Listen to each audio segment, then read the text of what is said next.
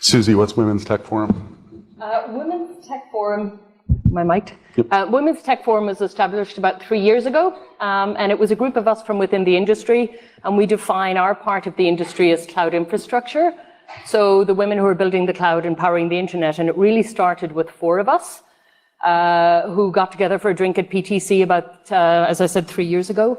And we decided, well, why don't we try and see if there's any other women who'd be interested in this? And over the 3 years or so, we've grown to 750 women strong. We're very much centered around the industry conferences that include PTC, ITW, Capacity Europe. I think we're about to launch into doing some work with NANOG this year. That would be one of our goals for sure. And it's really a forum and an opportunity for the women within our industry to network and meet people that they might not otherwise do so, that they might not have the opportunity. So it's generally those on the buy side, the sell side, peering, engineering. And yeah, it's great. Very much a grassroots effort, but it's going from strength to strength. Thank you. And perfect timing. Okay, so welcome. I'm Dave Temkin. I'll have the panelists introduce themselves in a moment. I want to just real quick set some background for why we're here and what we're going to talk about. I'm going to put this slide up. It's not germane to what we're going to talk about today. It's germane to what we talked about last time, which was NANOG in Austin, which was very focused around inclusion and how do we bring people into this environment and how do we help them thrive. And we talked a lot about the different dimensions of what makes, what could and what would help make NANOG more diverse. I happened to notice this. I had nothing to do with it. Aside from when I was registering, I noticed that we're collecting gender information. And I was like, wow, that is fantastic. And I took a quick screen cap of it and I tweeted and just, basically gave NANOG, the organization, a virtual pat on the back for it. And a person who is a friend who absolutely has everyone's best interest at heart asks, why ask anymore at this point? Is that information needed for something within the org and the event? And yes, so if you're asking yourself that question, why? We don't know what the representation is in this room unless we ask, because people need to tell us. And we don't know how effective these discussions are unless we have some amount of metrics to guide them. So I just wanted to say that, this is super important as we talk about the type of people that we are after, which is to get new people in the room. And I'm really excited to talk about this with our panelists. So real quick, Susie, you introduced yourself already. But what I would ask you is, who is one person in your life that you can point back to that they are why you're here today? Great. So again, Susie Gleason. I also work, my day job is I work for Digital Realty. I'm on the sales side.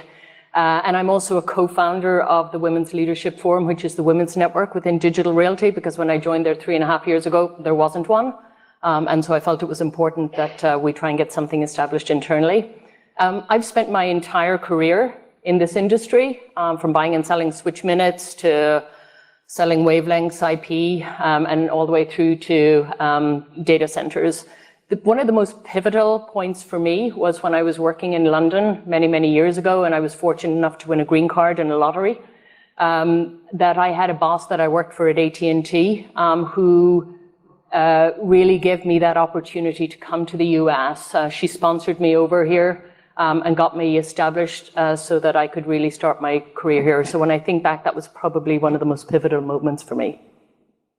Nick?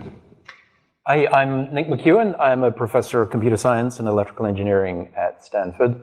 And I'm also an escapee from London who came here about 30 years ago this year. And but I trace my interest or the pivotal point for me. I had a careers counselor when I was in high school, growing up in England. England at that time, still not known for a very large tech industry. And my careers counselor said to me, why would you want to go into engineering?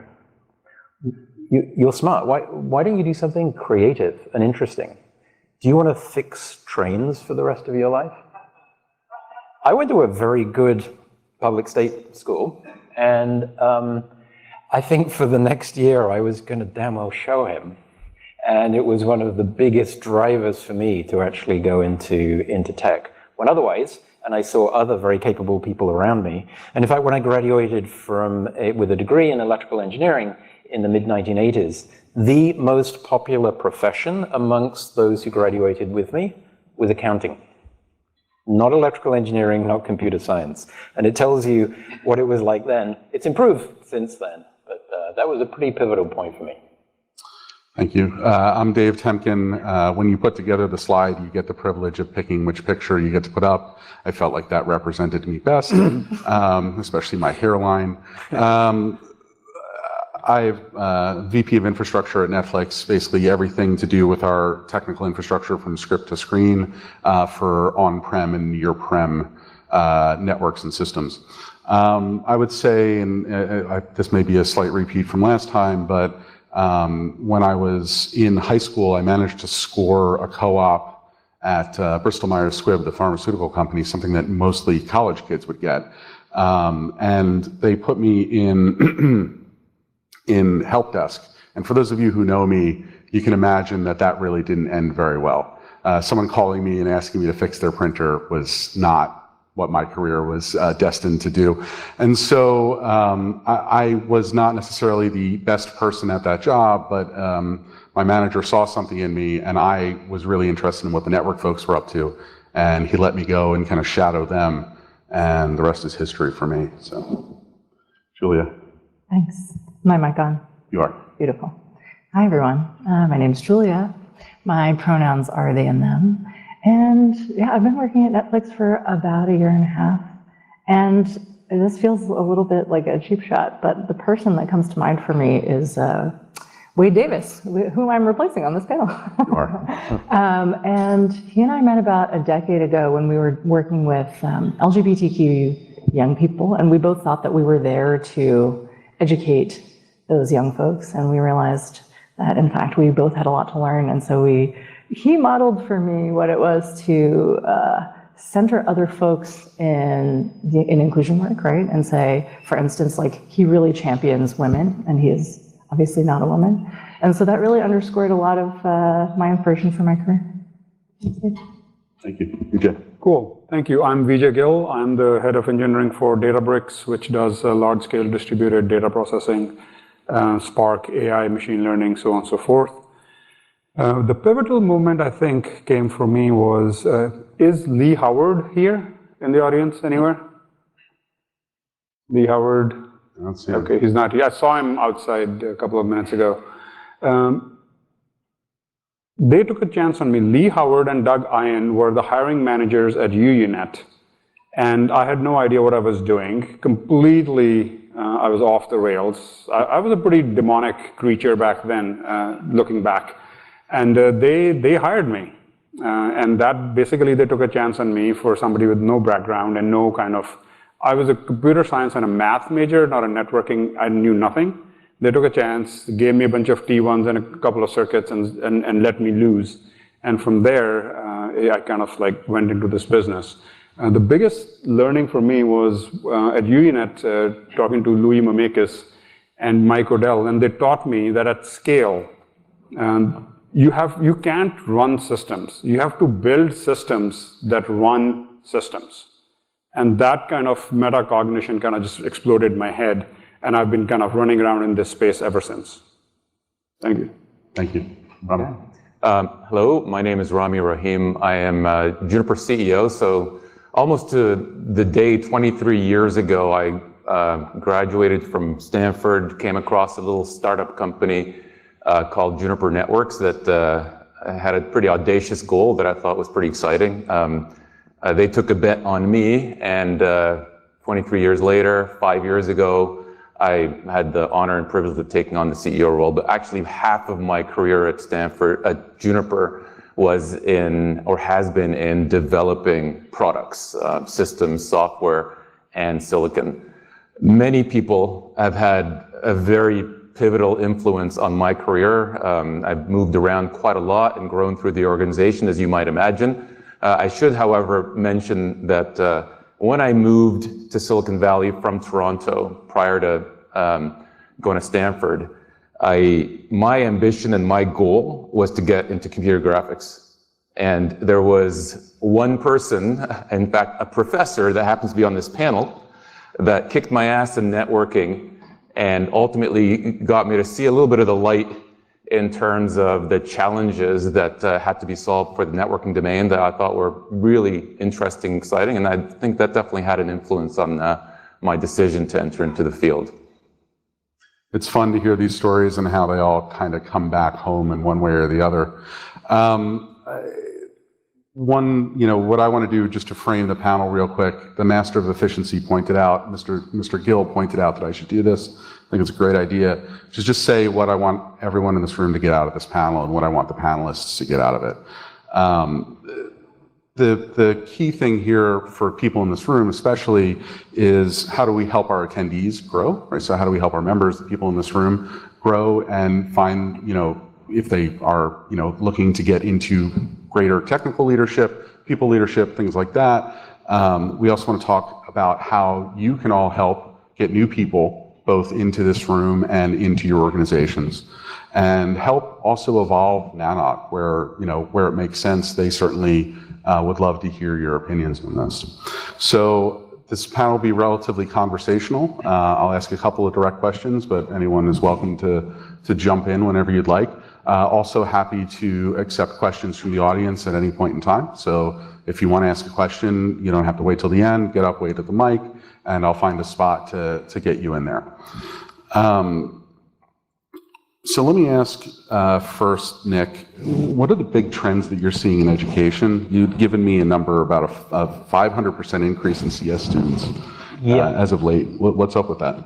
Yeah, I see sort of three parts of the sausage making factory of how we create new engineers or new people that might be in this room. And one part is how do we train the current generation of networking students? And as you might imagine, most of that is heading towards software because we're expecting that there's going to be a much larger fraction of time in development of software. Maybe I'll come back to that a little bit later though. Where we've seen the most growth and is in the number of students who are choosing to major in computer science. You've probably heard stories about this already. At Stanford, we've seen over a 500% increase in the number of students declaring computer science as a major in the last 7 years. Now, universities don't change very fast. So a 500% increase meant that computer science went from being the third largest major to now 3 times as big as the second largest major in that short time. It's a dramatic change. Nearly every university in the country is seeing the same thing. So there's a massive increase. Now, many of those students are going into AI and machine learning, and so maybe they won't end up in this room. But there is, of course, an increase all across the board. And so we've seen now classes with over 1,000 students in them.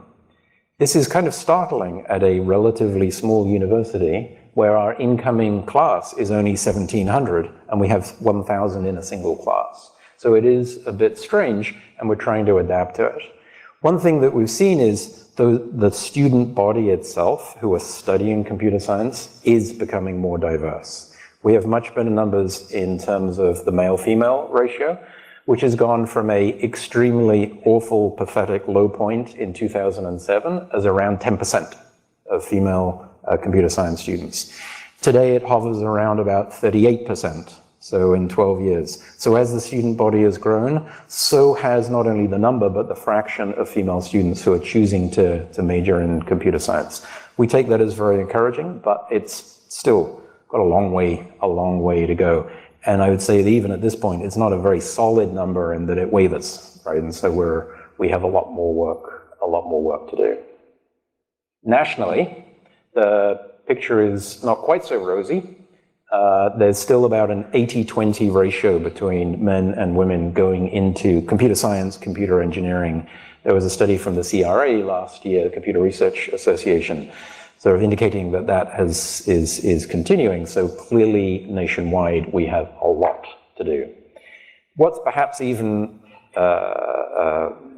more sort of discouraging, I think, is that we don't really do a good job nationally of tracking the number of underrepresented minorities that are going into computer science. It's actually very hard to get good numbers. And if you're not even taking the metrics and not even studying the numbers, then you can't really be doing a very thoughtful job. So we clearly have a lot of work to do there as well. Julia, what do you think about that? What do you think contributes to that gap, the 80-20 number? Yeah, great question. Well, I think part of it is in terms of the difficulty with measuring, right, is that I think we have to actually expand our categorizations, right? So for instance, thinking about gender, right? Like let's think about all genders, not only men and women, right? But I think it's beyond that. I think for those of us in this room, it requires that we signal to students that we actually want them, right? And that they can do this. And I think that that requires us to sort of reimagine what intelligence looks like, right? Reimagine what is smart, who gets to own what knowledge looks like, right? Is it certain universities, right? If your networks that you pull from when you hire, right, reflect you, then I think if I'm a student who's just starting college and I don't see myself represented, or maybe I'm at an HBCU, right? And I don't see folks recruiting from my school, I think that signals, right, that I can't succeed. So I think it's on us to really reimagine what that intelligence looks like and source from places that have not historically sort of been recruited from. And, if we think about education, what are there things that can be done, and this is just a general question to the whole panel, things that can be done that people in this room can do, others that, can encourage their peers to do, to bring more people in, regardless of who they are, to this industry. In an earlier point, to your point, Nick, people are really thinking differently about what majors they're going to take, but they're going into whatever the current hotness is more than, thinking about what infrastructure underpins that hotness. There are certainly things that we can do. One thing that we've started to do is an outreach program to high school students, and particularly outside of the United States. There's about 1 million new jobs in computer science every year around the world. Nearly all of those are in the US, China, and India, overrepresented, in fact. And so there's a lot of the world that is actually falling further and further behind in terms of representation in our field. And so it's very hard to break out of that because there's obviously a snowballing effect that works in both directions. And so we've been teaching high school students in a number of different countries, particularly Turkey, the Czech Republic, and Bogota, Colombia, and this year adding Nairobi in Kenya, where we teach high school students who otherwise have had no experience of computer science. They only know how to switch on a computer. And so what we've seen is a big increase in the number of students who then move to want to study computer science in university in those countries. And it really taught me a lesson, actually, which is if you expose students to something that they otherwise wouldn't have experienced. Most of them have never met an engineer. Most of them don't know what software is. They're on their phone with their apps, but they have no experience of what it means to create it. And perhaps for us, given how familiar we are with that, it's easy to forget actually what that onboarding process looks like. And so one thing that you can do, like we're trying to do too, is go in, talk to high school students, middle school students at universities, at schools. There will be a school near you where there will be students who have probably never met an engineer, doesn't know what an engineer does. Go and tell them about what you do, why it excites you, how you got into it. Maybe offer to mentor them.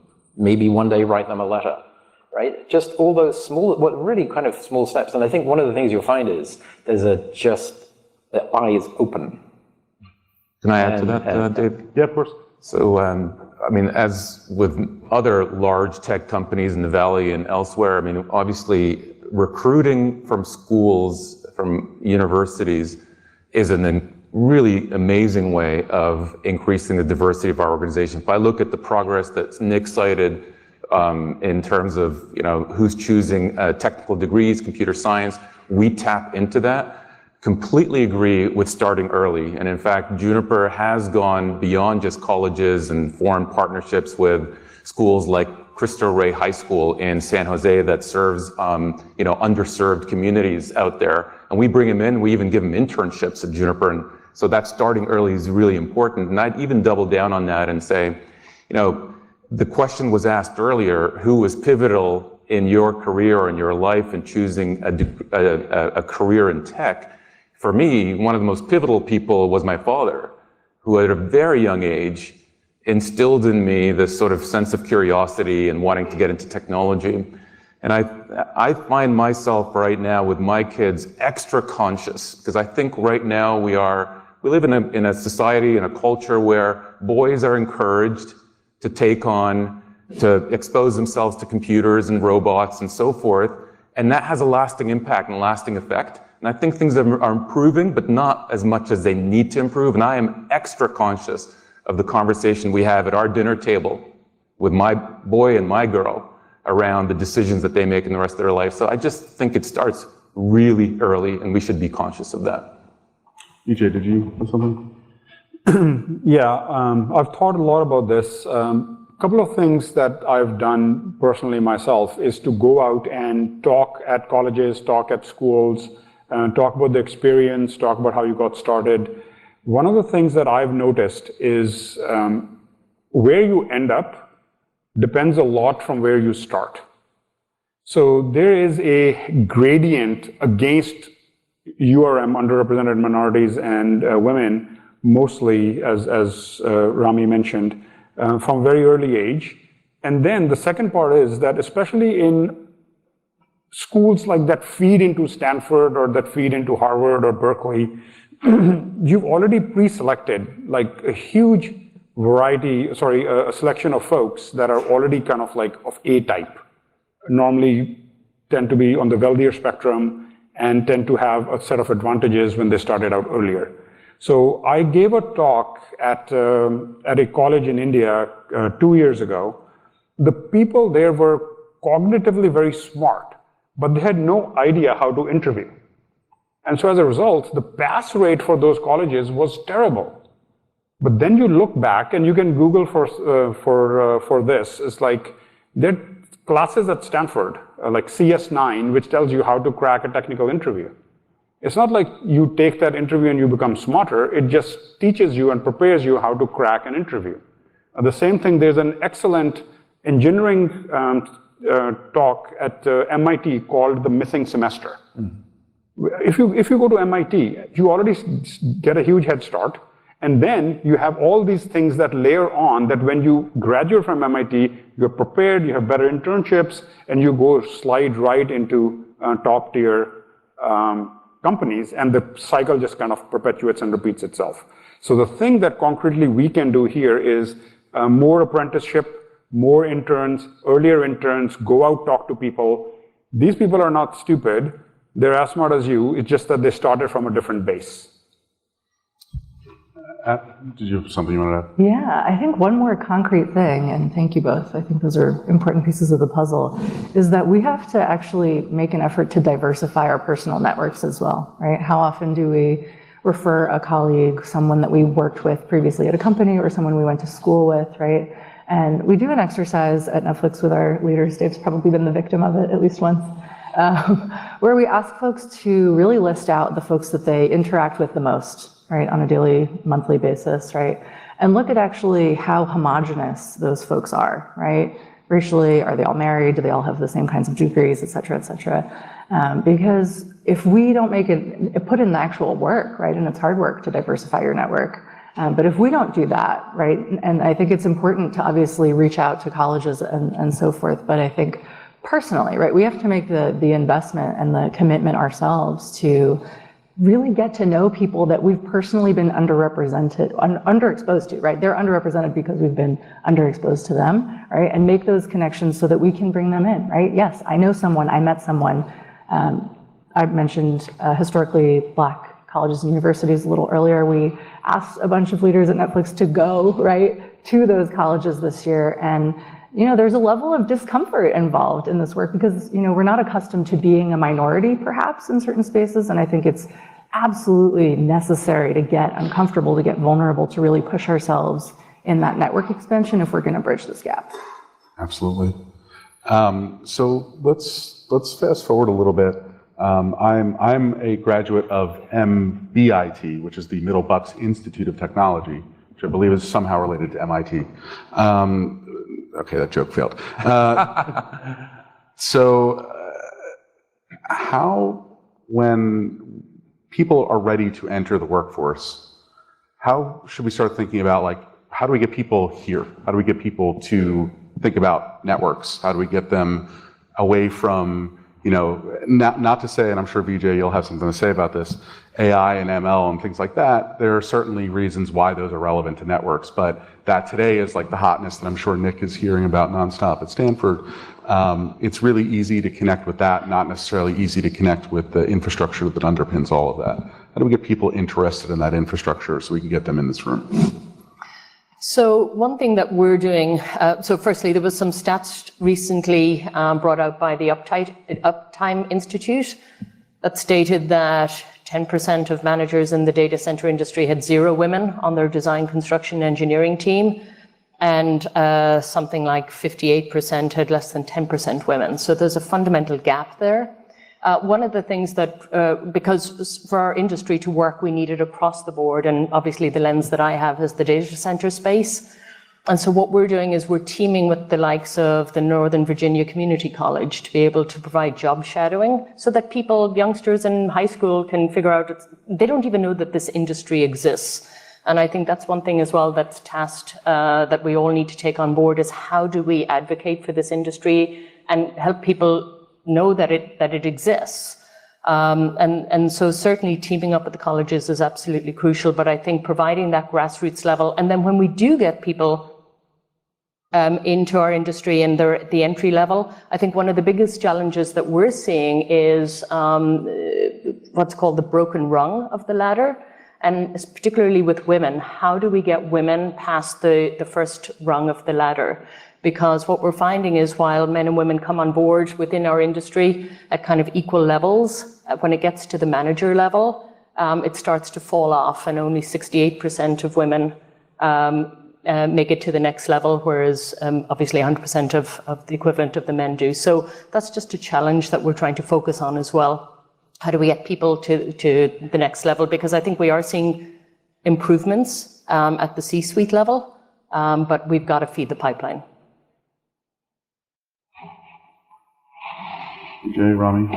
I would say, engineers are driven by purpose and driven by a mission that they feel excited about. And I think that's the thing that we need to hone in on as we look to solve the very legitimate problem of making networking an appealing field for young technologists and engineers to choose as a career. And I've honed this practice over the years at Juniper by necessity. If you think about it from the standpoint of plumbing, I mean, honestly, to me, plumbing is actually an exciting thing, but to many, it's not. Going above the plumbing into what you enable, into the purpose behind what we do, what we drive, the things that would be literally impossible. The fact that, networks are not for email and cat videos these days. It's our lives, our livelihood, our health depends on the kinds of things that happens over these products and the solutions and the networks that we're building. That tends to have a much better chance of success. I would argue that cat videos are imperative to our mental health. I'm not going to debate that, actually. So what are, either Nick or anyone else who'd like to answer, what are the big trends? So student comes in, they say, hey, to Rami's point, I want to be an internet plumber. What do we teach them now? Because it's not conft, router, BGP, blah. What is it now? So there's two answers to this. There's one that a way in which I wish we could answer, which is to say what I wish we were doing, and that which we are really still doing, because it's quite hard to change the way in which we teach the next generation, because it's a moving target. Right? Everyone in this room is aware that the networking industry and every aspect of it is changing very fast. It looks so different from how it did 12 or 15 years ago. And so we're trying to figure out how to prepare the students for 10 or 12, 15, 20 years in the future. You know, who the hell actually knows what that's going to look like? But we can guess. And so when students come in, we try still to give them a good grounding in systems, software. It's more software focused today in terms of the education and the teaching. More hands-on exercises, giving them a chance to build a piece of the network for themselves. Our introductory networking class at Stanford, which is in transition itself. Currently, we have them in software, build bits of TCP, they build a router, they build other pieces, and then they string it together. Over time, my guess is that that will rise up a little bit, and so they will think of it as something, or we would like them to think of the network as something they program as a platform for where they're expressing a behavior, it gets partitioned and compiled down to run on these elements. And they're essentially building a programmable system, which is a large distributed system in its own right. So how do you prepare students for that? Do you dispense with the BGP, the 7-layer model, all of those things that we learned when we were learning about networking? Well, to some extent you have to, because there isn't time to do that and do justice to the things in the future. So what do you throw out and what do you keep? So I think you'll see that our classes and at other universities is trying to boil it down to the essence. And we will get it wrong sometimes, for sure. And we will learn as we go. But we spend a lot of time thinking about this and how to prepare that next generation. Do you, how much of, do you see people coming in who want to think about kind of bigger picture more than the in-depth technicals of it? Like, and do you see those students come through where they're coming through CS, but more theoretical CS or more business geared CS? So I see this very limited population, they're Stanford students. So they are both broad and deep, and they're the smartest people in the place, right? So we learn more from them than they learn from us. And so they're not particularly representative of the broader tech population, or those that are going in elsewhere. So but the desire to build stuff is still very strong. I think we sometimes fear that when we went from the generation that built radios to the generation that wrote software, we were still building stuff, we were just building stuff in a different way. And so that tinkering, building stuff that works, for which you can get that gratification, and we all know you can get quicker gratification from software, building something in software than hardware. And so that is alive and strong. So I take that as a very good sign. And so this desire to build things and see the consequences of it. One anecdote that I share is that in addition to the greater diversity of our student body, the reason that they're going into computer science is changing as well. It used to be, if a student came to my office hour and I would ask them why they got into computer science, they were nearly always male, and they were usually the son of a male engineer. That was the biggest predictor. Like with doctors, the biggest predictor of a doctor is that they're the son or daughter of a doctor. And that was because they had that experience, and they knew, actually, that as an engineer, you get to do something different every day, right? It's always new challenges and new... Unless you've had that experience, you don't know that. Now, that student is typically someone who comes in with an interest in science and mathematics, who is looking to do something useful. It may be social good, it may be building a better internet, it may be, but they've actually got the application in mind and of what they want to do with it. That is a very notable change in the last 10 years, as far as we're concerned. And they're a lot more interesting as a consequence, because they've got a much broader set of interests and reasons for doing it. So what you've described as far as what people, we know that there are companies in the room like Google and Facebook and even Netflix to some extent, Amazon, others, who hire directly out of the pipeline of students that you churn out, for lack of a better word. And there are also a lot of people in this room who think about things, who've come up in this industry over the last 10, 20, 30 years, and think about things very differently from the way that you're training students who come out now. How do we evolve the careers of the people who work for us today as we start talking about, intent-based networking and things like that? How do we get them there? So we're not leaving people behind? How do we make sure that these people who we've invested, whether they're in our corporate culture or otherwise, we don't leave them behind and just default to let's take new people out of the pipeline. Sure. Yeah, I mean, I think the number one thing is that we have to be actively interrogating our biases, right, at every step, and that's quite an uncomfortable thing. I think the first step is actually getting really comfortable with the fact that we have biases against certain groups of folks.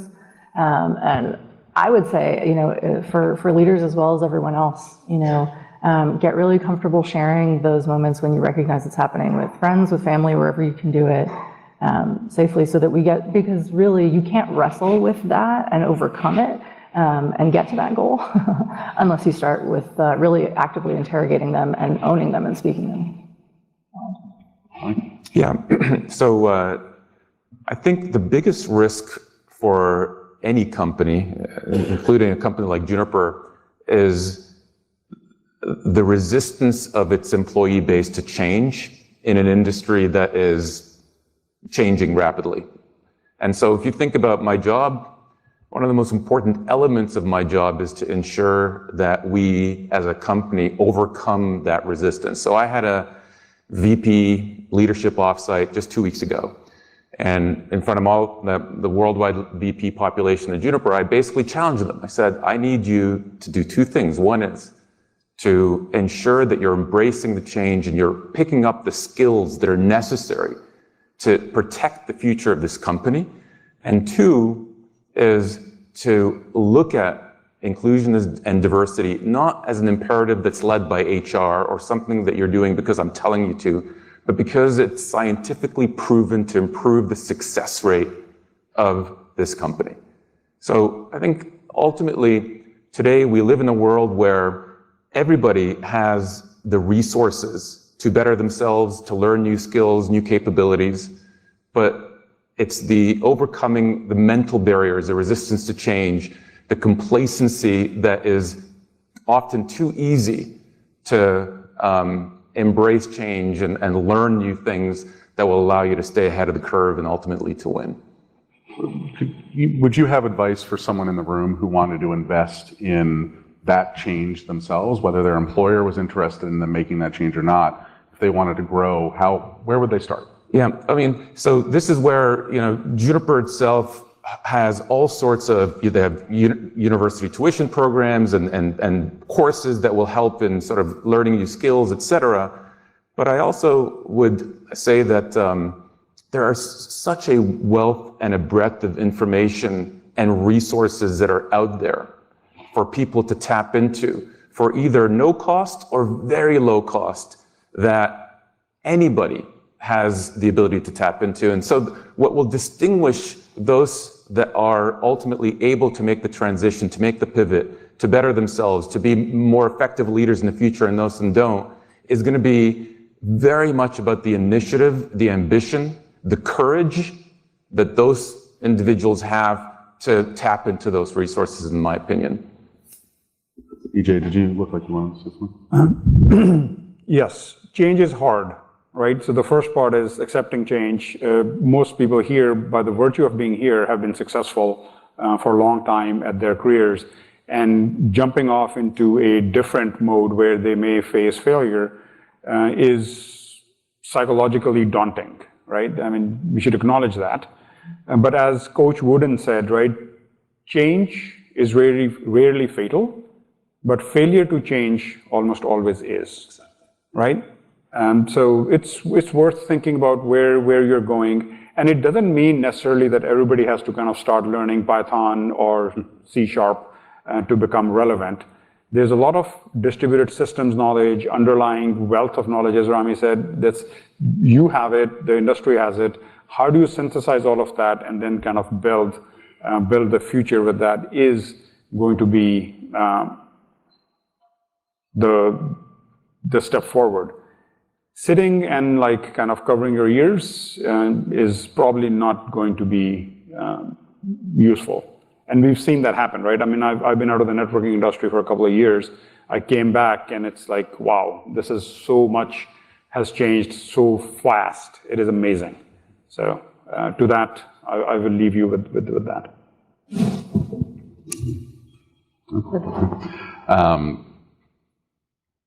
One thing that I've definitely wrestled with over the years with my staff and even myself personally is that tension that we have between I want to be a leader in the space. So I want, I think I'm one of the smartest people in the room, so I should have a big say in whatever the architecture is. And, I confuse that with being the leader so that I'm leading people or I'm leading a business function. How do we guide people who look at career growth and want to try to make that decision, deciding between, do I want to be an engineering leader? Do I want to be management? Do I want to be a technical leader? Am I a principal? How do I think about that? I can jump in, yes, sir. You're violently shaking your head, so go for it. Yeah. This is a topic that's near and dear. First, I'd say, Juniper, we have a technical track and a management track, and I'm sure that's not unique in this industry, if we as leaders make our engineers feel that the only way for them to be in positions of influence is for them to manage teams, and we've obviously failed them. And so we have to make sure that they have the seat at the table, the positions of influence, the exposure to setting strategy and making meaningful decisions, even if they choose a track that's not people-oriented. And I want to just actually maybe say a couple more things about this, which is that, I've had the experience now at Juniper where I've worked for many years as an engineer, and then I switched over to what we call at Juniper the dark side, the business side of things, and then ultimately made my way through the ranks to this position. I use my technical skills in this job very often. And obviously Juniper is a technology company, so you would say that's pretty intuitive, but I think in the future, every company is a technology company of sorts, increasingly. And so having the technical chops, you don't have to be the engineer, but having technical chops and the ability to use technology as a way to help you and influence or make good, sound decisions, I think is really important. The line is blurring between those two tracks.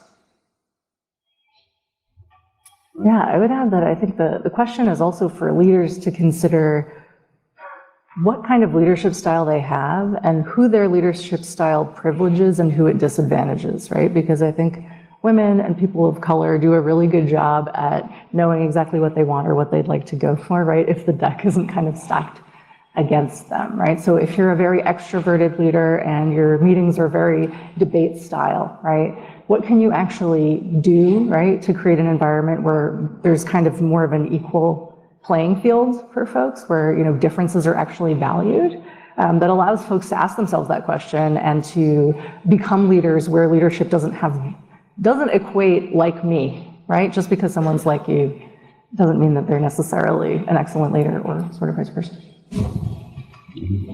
Good thoughts. Sue? I guess the only thing that I think about when we think about the different styles, whether it's you're going down the engineering or more the business side, as we kind of bring this back to diversity and inclusion, I think one thing that's worth noting, and I heard a talk recently from a woman by the name of Cathy Kay, who's the news anchor for the BBC World News, and she gave a talk recently. She's written a book called The Confidence Code, and I think it's really important to recognize the difference in confidence levels between men and women. And women will typically only apply for a job when they're 100% confident that they have the skills to do so. Men will do so when they have 60% of the skills, because they feel they'll just learn the other 40% on the job. So I think it's important to recognize that. And so I think there's a big focus on making sure that we're cognizant of that, and then recognizing when maybe people aren't putting their hands up to maybe go forward for the promotion or go down the principal path, that there is that gender difference in terms of confidence levels between both men and women. It's also stated that men overstate their confidence levels by 30%. Just a fact, but. We did a study a few years ago amongst students in our introductory computer science class who had received a B grade. And so it was a survey amongst the men and the women who had received a B. And, at Stanford, there's a lot of A's that get given. And so a B is not universally thought of as a good grade. So the female students tended to think of this as a very negative. I can't do computer science, or, I'm not cut out for this. And the men generally said, I've got this. This is fine. I'm good at this. I got a B. Hey, I'm going places. And the difference in the viewpoint was quite startling. And it led to a lot of reflection about the way that grading is done as well, in terms of the confidence level coming in. Avi, do you have a... Hi, Avi Friedman. I have a question. We know in this room that a lot of us don't have PhDs, don't have computer science degrees. I'm one class short of my degree, so I don't have a degree. And we see, and we actually hire for people that have self-discovered, demonstrated self-interest, and sort of use the resources out there. But I find that people from different backgrounds didn't always have the privilege to take the time or have the resources to learn that way.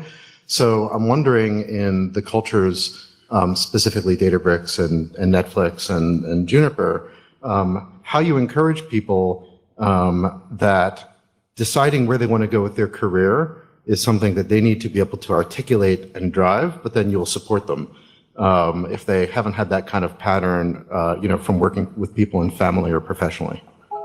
I'll answer first. We very classically at Netflix used to have a culture where it was like, you got hired to do a job, you do that job, you go home, and if you are, curious about growth, you figure out that growth at home, not in the workplace. And it turns out that's not really sustainable long term. I mean, who would have thought? So we're definitely thinking about it more in a holistic way of how do we grow people where they are now and let them take the initiative. So we're not necessarily saying, well, to get this new job, you need to have this specific skill set. But we are saying, like, if you have a career path in mind that we can accommodate, and we're infamous for not having a ton of hierarchy. So a career path for us is not from like engineer 2 to engineer 3 or from engineer 8 to principal 1 type of thing. It is much more like, how do you think about holistically your long-term career and how can we invest in that? I didn't mean to leave DRT out, sorry.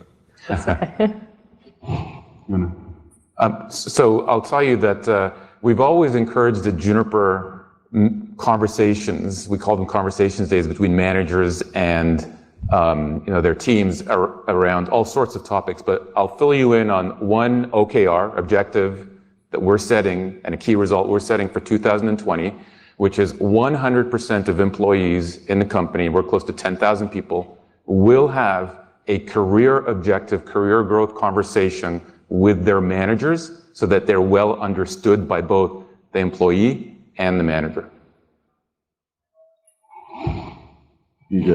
So we have very similar approaches that Rami just mentioned, plus we have an education budget that we encourage people. And working at Databricks, there are like 3 professors on staff. So it's like getting your PhD dissertation defense every day and just showing up to work. So we try to encourage that. We also have a large open source component. So people, when we hire from the open source community and we give back to the open source community, so you get your peer feedback as well in terms of career growth and different directions that you may want to step into. Susie, nothing to... Thank you. Thanks, Avi. I can throw it out to the audience for any other questions for a couple minutes if it's curious anything about it from our panelists. Excuse me. Over here. Hi, Susan Forney, Hurricane Electric. You've been talking about how important it is to enable, diverse groups to get access into their careers and, get over microaggressions and help them. And so I thought it might be interesting to hear from each one of the panel members how you have done something in your career to enable another employee or a colleague to get past some of this, because as a community, we only change the culture by, every person participating. And I thought if every one of you gave an example of how you did it, it might help everyone. It's awesome. That's Susie. Sure, I think I've mentioned some of these. So first and foremost, when we set up Women's Tech Forum 3 years ago, it was because we felt that there wasn't an environment where the women in this industry could come together and just network in a relaxed and safe environment. So that was really important to us that we provided that. We have one rule, which is no selling. but it brings our entire industry together, and it just allows people to talk to each other, maybe share experiences, get some advice, maybe find a mentor while you're there. And then in addition to that, at Digital Realty, setting up the women's group there. And it seems like so basic. It's just, there wasn't one there. There was a question asked at one of the company all hands that says, why aren't there more women in a senior position or indeed in any positions within the company? And we really didn't have a great answer for that. But I think then when we set up the really very much a grassroots effort to bring the women in the company together, to have those conversations, to advocate, to try and bring more women on board, I think we've seen a huge amount of progress over the last 2 years or so with that particular group. That's awesome. It's, you know, as a teacher, it's what we're supposed to do. I can't say we always do it very well, but the most notable sort of memory for me, the one that really actually changed my life and hopefully changed someone else's too, was in 2014 we started teaching high school students in Istanbul. And these were students for whom they had no prior knowledge of computer science. It was a 2-week intensive residential program where they get their first introduction to computer science, and we teach them the freshman class that we teach at Stanford. And the very first class, there was a 16-year-old girl that came to the class, and she said to me in perfect English, "I have no idea why I'm here. I'm not interested in computer science at all. In fact, I don't even know what it is. I want to do something else. I'm only here because my mum told me I have to come." And she turns out she was the valedictorian at her school. Incredibly capable at math and at science. And had no idea what engineering was. She was going to go and study chemistry or physics because that's what she knew in school. At the end of the 2 weeks, she said, "Now I know what I want to do with my career." And it makes the hair on the back of my neck stand up when I tell you this story. Because then she went on and studied computer science and came back and was an assistant teacher for us a couple of years later. And now that's an anecdote, and so we've been trying to figure out how to make this scale. And the thing that it taught me was the relatively simple way of in-person mentoring, or that in-person experience. We all saw the growth of those MOOCs, the massive online open courses. Guess what? They don't really work at bringing new people in. Most of the people that use those MOOCs are the people that are highly motivated students who are already knowledgeable of a field trying to brush up. They're not. There's only a 5% completion rate. And so as a method for bringing new people in, it has to be done in person. This is the conclusion I've come to. And so we have to figure out how we get out to folks who otherwise wouldn't have that experience. And that's why I would encourage you to try and do the same. What I heard in the question from Susan was a question about allyship, and that's what I took away from it, which is that how can you be better in helping people who are potentially underserved who want to get into this industry. One of the biggest first steps you can take in that is understanding, to Julia's points earlier, in my opinion, your unconscious biases. I personally know that, like, for example, I'm a gay man. I would figure that, like, I wouldn't have the biases again, on gender that a lot of other people would theoretically have, that a straight male might have. And I take tests. I took these tests. Is it the MIT thing, or which one? It's Harvard. Harvard, thank you. And it was an Ivy League thing, where you basically think you're playing almost a game to figure out what your biases are. And it turns out, like, I'm just as bad, if not worse, than anyone else who would take that same test. Sexuality be damned. And so learning that made me go, well, what assumptions am I making about women when I'm working with them on a day-to-day basis? And how can I be better at helping them grow? And am I making assumptions that, oh, maybe what I was taught as a child is that they don't want to grow. It's just whatever, like things like that, which are just ridiculous assumptions to make, that you don't even realize you're making, but it's how you were brought up. It's, nurture just as much as nature. So understanding, to me, is like the key first step for any of this. I love this question so much because we all understand the business ad of diversity, right? But it doesn't stick. You don't retain folks unless you do the inclusion work. You mentioned microaggressions.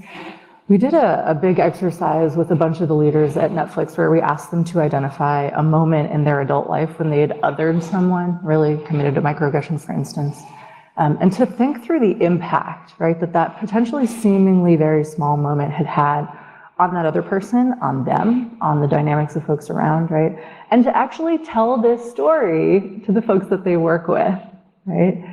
This is a very effective way to actually get more comfortable in the vulnerability, to own, to speak, hey, I had this bias. I saw a man walking through the hall and I asked him for the Wi-Fi code and I realized I made an assumption that he works here because he's not a white person, right? Actually being able to say what that is and to work through what the impact is a really, really excellent tool that I recommend for all folks to give that a try. EJ? So I'll give a concrete example to Susan's point. So this is at a previous company, a promising search engine down in Mountain View, where we had this amazing. So we were building a lot of. You're talking about Bing, right? Yes, we were building a lot of hardware, and optics are a large component of that of the bill of materials. And we had this amazing test results that kept coming out to us. I don't know if Bakash is in this audience or not. He'll know who I'm talking about. Amazing test results on optics kept coming back from the platform group. And we were like, who is this? This is somebody who's really like buttoned up and top notch. And so we found out who the tester was, and it was this PhD in optics out of Berkeley called Wendy Zhao. And we were like, she is just amazing, but she had no experience whatsoever in networking. She is actually like, her dissertation was on like VXL cavity resonance. But her quality of work and the effort she put into it was so amazing that in teeth of massive opposition, we actually interviewed her, fast-tracked her, and brought her into our side of the house, where in like, I think 4 or 5 years, I think she was the first superb or like very strongly exceeds rating in the entire group in at least my half a decade there. And now then she rose to senior staff, almost principal at the search engine, and now she's running like 300 people at Alibaba. So that was kind of like where we had to fight against perception. Oh, this is an optics tester. Why do you think she'll be able to run or design networks? And if you probably did a search today, a lot of it ran over her designs. So. Rami? An example of a system that I'm proud of that we recently put in place is a formal executive sponsorship program, not mentorship, but sponsorship program, where sponsors are by definition have to be people that are in position of influence in the company, that can make decisions, that can create opportunities. So I recruited my entire executive staff, as well as a few more people around the company, to become executive sponsors. We identified around 20 or so hypo diverse candidates within the company that we want to see advance their careers. And then what these sponsors do is essentially advocate. They advocate, especially behind closed doors, when the candidates or the hypos are not even around, for their sponsorees. And ultimately, the end result I'm looking for is to increase the number of diverse promotions in the company. And I'm actually quite optimistic this is going to pay off for us. Okay, lightning round, because we're over on time, but I want to get this real quick. What is the one thing you're going to do in 2020 to get new faces in this room, or whether it's this room or we just talk about this room as the industry in general? What's one thing each of you will do? Well, I think one thing that on behalf of Women's Tech Forum, I think we want to partner with NANOG. We've got access to, as I said, 750 women globally who work in this industry, but maybe not in this particular field. And I think it's really important the way that we're going to grow is through partnerships with organizations such as NANOG. So I believe Seattle is one that we're going to target together. Awesome. Nick? We're going to try and teach 700 high school students in 4 different countries for their first experience in computer science this summer. No idea how it will go, but we'll do that as best we can. There's a csbridge.stanford.edu. We'll tell you about it. If you want to get involved, better still, encourage your company to fund us to do it better. Please. Yeah, I mean, I'm going to encourage everyone in the room to stop asking what underrepresented folks can do to succeed, right? And really flip the question and ask how you can create the conditions for them to thrive. So two specific things. One, I've raised the underrepresented minority outreach for our internship program because, like I said, where you start from almost always depends where you end up. And the second thing is I'm going to spend personally a fair amount of time going around talking to schools around how to crack the coding interview. Basically, I'm taking the Stanford CS9 material and just presenting and giving that talk to a wider audience who are not at Stanford. Rami? So I mentioned one thing, which is the sponsorship program, which I'm actually super proud of. But then the other thing that I think I'm going to do is we're going to change the composition of our interviewer panels to increase the likelihood of bringing in more diverse candidates into the company.